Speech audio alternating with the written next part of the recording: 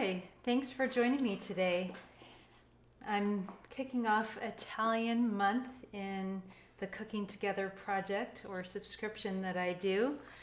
And I wanted to just do an easy and super delicious recipe that I learned way back when I was in culinary school. And it's called Italian basil pesto, something that you've probably had a lot of times. Maybe you've made it at home, but I'm going to make it in a little bit different way than you might be familiar with. And feel free to cook along with me, or you can watch and then make it on your own. I am going to be using something called a Suribachi today, and this is a Japanese mortar and pestle. It's made out of clay. It's very inexpensive, maybe about $30 or so for one of these. You can get them in different sizes. This is the best size. It's probably the best size for making pesto because it's large enough. That you can make things like vinaigrettes in the smaller ones. You can probably buy these in an entire set, but I just have this one size because I find it to be the most useful. And this is called a surakogi. It's just kind of like a pestle, but it's made out of wood instead of marble or stone. And I use this for making lots of different sauces, especially ones where you have to grind up garlic to a paste. It is very quick to do it in here. And it does take a little bit longer to make the pesto in here, but it has a much different consistency and texture. It ends up being very buttery and smooth, and it's just really fun to make in here because you can smell the basil, all of the aromas that come out while you're grinding it by hand. It makes it a very kind of fun and sensual experience because you're using all of your senses. You're using the sense of touch to grind the herbs in there, and then you're also smelling it and you're watching it being made. If you don't have a suribachi or a mortar and pestle, don't fear, you can make this in a food processor or blender, but just keep in mind that it's not going to be exactly the same. So someday you may want to get yourself one of these and try it for yourself. I'm going to start by slicing the basil. Just if you're doing this in a food processor or blender, you don't need to chop up the basil ahead of time. It will chop up just fine, but I find that the process goes much smoother if I can chop the basil ahead of time. So one way of doing that is to take the basil leaves, which I've taken off of the stems already, and just kind of line them up, stack them, and then you can easily slice maybe 10 or 20 at a time this way, and it goes really fast. And they will start to brown a little bit or get a little bit black once you have cut them, so you're going to want to use them right away after you've cut them up. You get them nice and thin, then they will blend up easier by hand. So you're kind of doing a little bit of pre-processing. And the only other ingredients we have in this recipe are garlic. You can do 1 or 2 cloves of garlic depending on how big the cloves are and how strong of a garlic taste you want. And then we have some extra virgin olive oil. This is an organic Sicilian olive oil. We've been trying all different kinds during the pandemic, whatever we can find at the store that looks good. You want to try to find an olive oil that has a bottled date, like the date that it was bottled, so you can try to use it within the year that it was bottled. That's ideal. Or if you can't, make sure that you use it before the expiration date, if it has one of those. Okay, so almost done slicing the basil. And then I also have some toasted pine nuts. And if you don't have pine nuts, you can use toasted walnuts, toasted pecans. I'm trying to think if there's anything else I've put. and pesto. Those are the two main ones that I've tried. But of course, be creative. I was trying to take a shortcut here by not stacking them, and I think it's not possible. Okay, I'm going to try that. I'm going to try to roll it up a little bit and slice. This does not have to be perfect by any means. We just want to get the pieces to be a little bit smaller so they're easy to process. And then there is a specific order that I like to chop up the basil. So I had about 2.5 cups packed basil leaves, which was probably about 2 large bunches. But you'll see it's going to process down to almost nothing. I like to do the garlic first. So just take the peel off. And you can chop this up roughly too if you want, but it will chop up nicely in the Suribachi too. Let me put the basil back over here.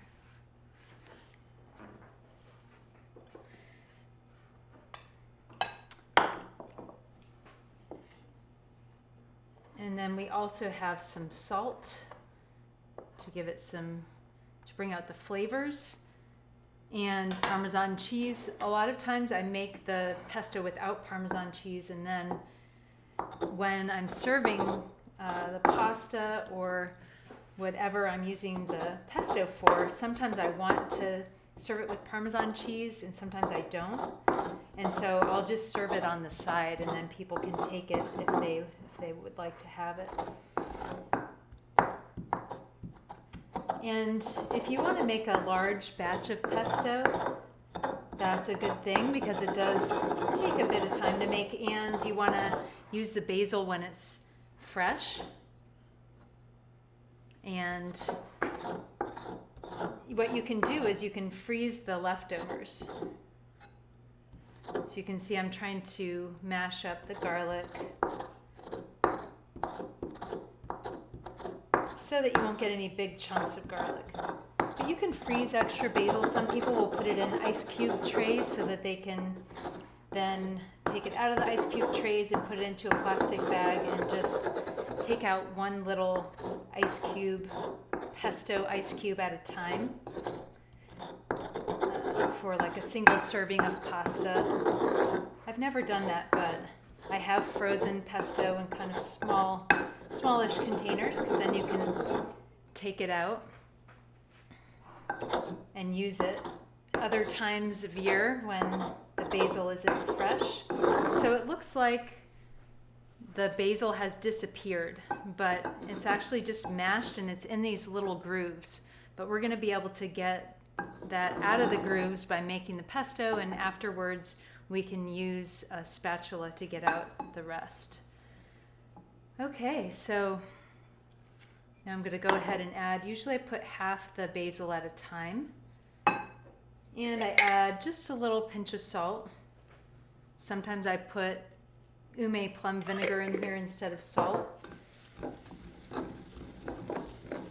I actually learned about this technique of making pesto when I was going to culinary school. One of my fellow students did her final demonstration project where you present a unique recipe to the public and a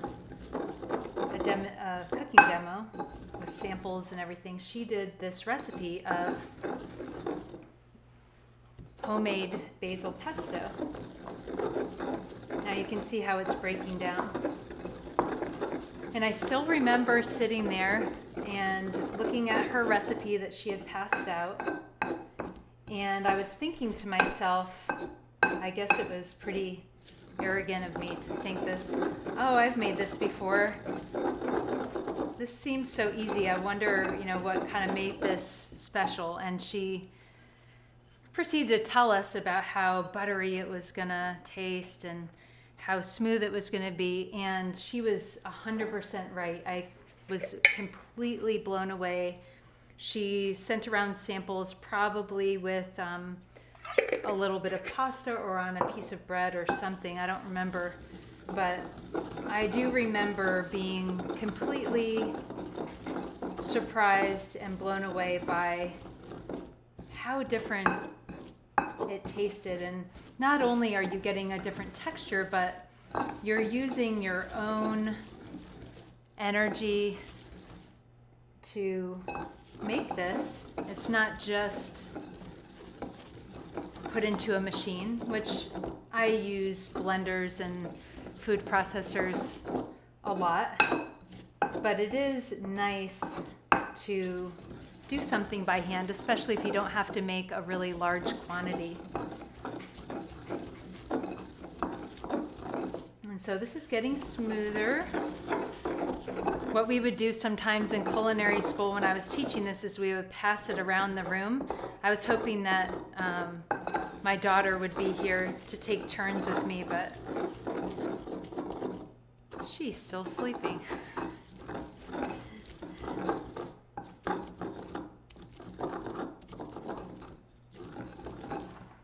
And she's probably growing a couple of inches while she's sleeping, so it's all good.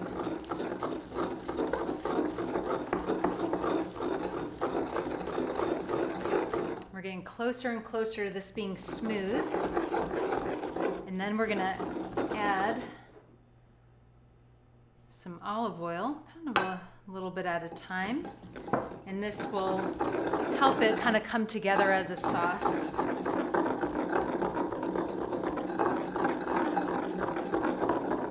And I did forget something I was going to put in here. I don't always put parsley in here, but it is a really nice addition. This is optional if you don't want it to be 100% basil flavor. This adds a little bit of a different taste to it. And my friend Monica, who teaches Italian cooking classes, did a recipe for my blog that I'm going to link to, so you can get this recipe afterwards. Even though I've made this many times myself, she had a little bit different recipe than I did, and one of the things she did was put parsley in hers. Sometimes I would do, but I sometimes forget about it.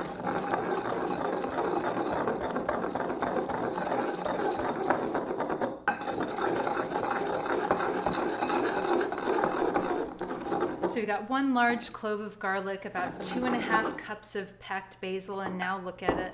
It's like there's nothing in there.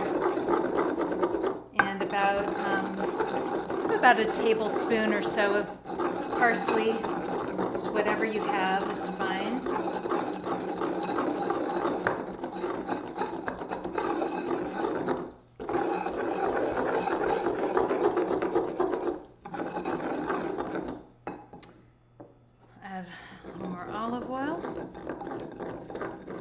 About 6 tablespoons of olive oil in this entire recipe, so it does make quite a bit.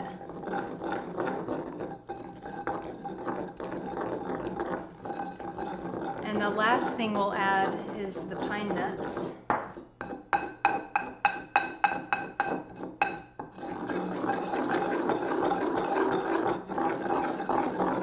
The other thing that's interesting about this recipe is that you can make it without electricity and with all natural materials like the wood and the clay.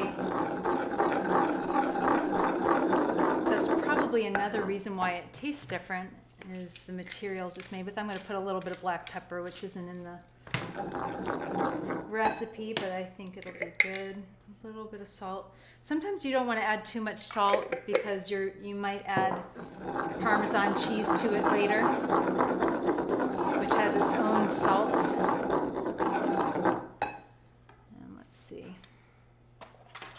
Now we can add a little bit of pine nuts. I have about 1/4 cup of pine nuts. We'll see if we need all of these or not.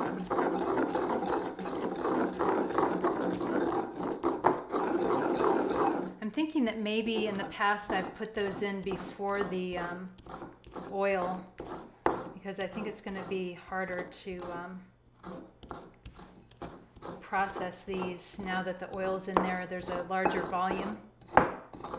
But these are pre-toasted, so they're going to blend up pretty easily. And you can make this without nuts, but the nuts definitely add a rich, buttery flavor and texture along with the olive oil.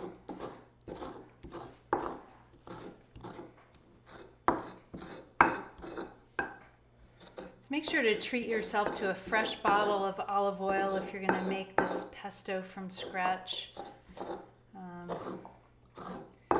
because you're really going to taste the olive oil in this. So this month in the Cooking Together project, we are going to do Italian cooking. Our first recipe is... Yeah, I think it would be better to put this in before the olive oil. I kind of forgot about that. Our first recipe is going to be polenta with a mushroom ragu sauce.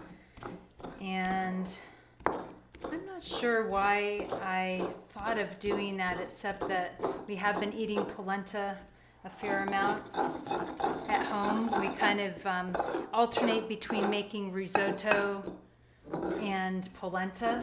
It's kind of a comfort food for us.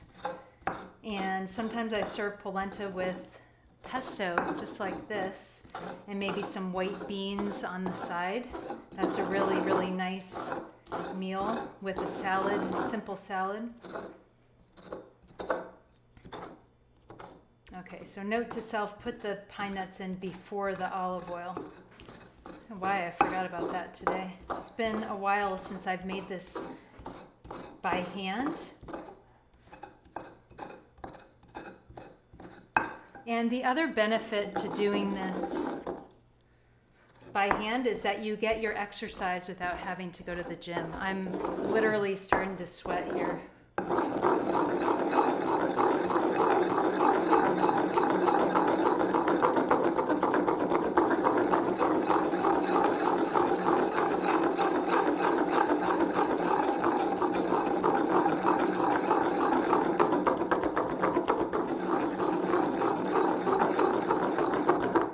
If you wanted to make this a little bit fancier, you could put a little bit of lemon zest or lemon juice for a different kind of flavor that's very fresh. Or you can use cilantro if cilantro is in season where you are. It's in season in the winter, in the cooler months, the winter and the spring and the fall here, but it's not in season now.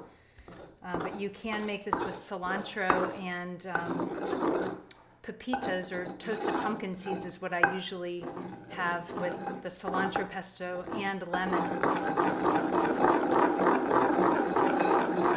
Okay, so I might have a few chunks of pine nuts in here. That is okay, and I'm just going to finish up with the last bit of olive oil.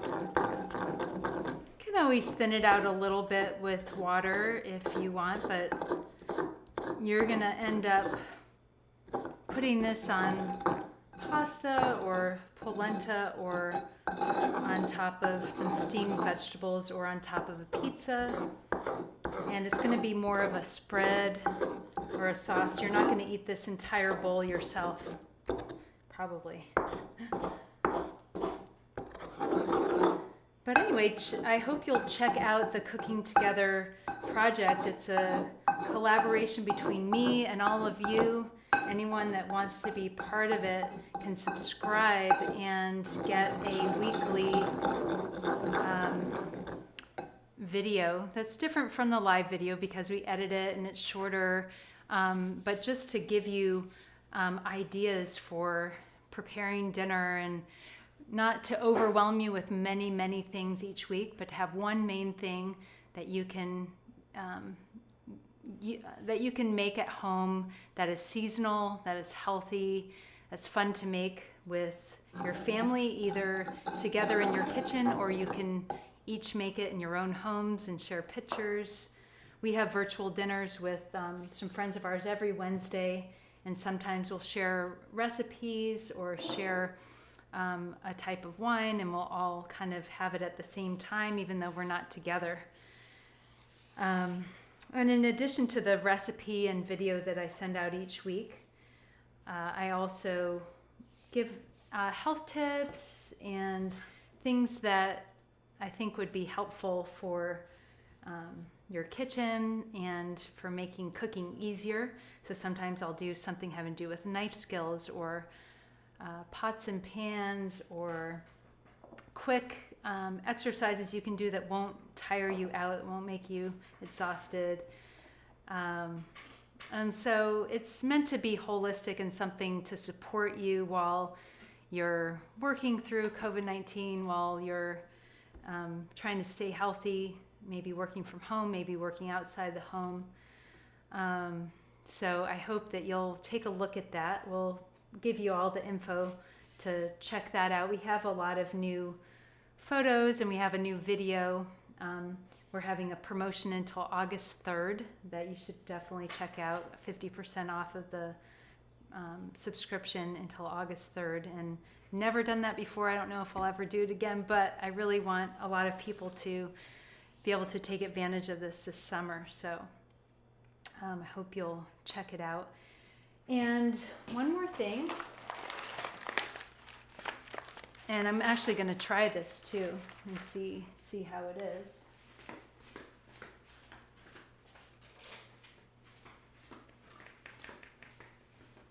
I usually make a gluten-free pasta for myself. I like the Jovial brand. That's one of the brands that I like to use. They make really good gluten-free pasta. You might have one that you like too. And then this is a wheat pasta that's made in Italy that we think is really good. It's called Rusticella d'Abruzzo. And there are many different Italian pastas that you might want to try. These are bronze dyed and dried at low temperatures, so they're considered to be really good for holding the sauce. The sauce won't just slide off of your pasta. Okay, I'm going to give this a try, and then you'll have to let me know how your pesto comes out. Okay. Wow. So just like I remembered, it is super buttery.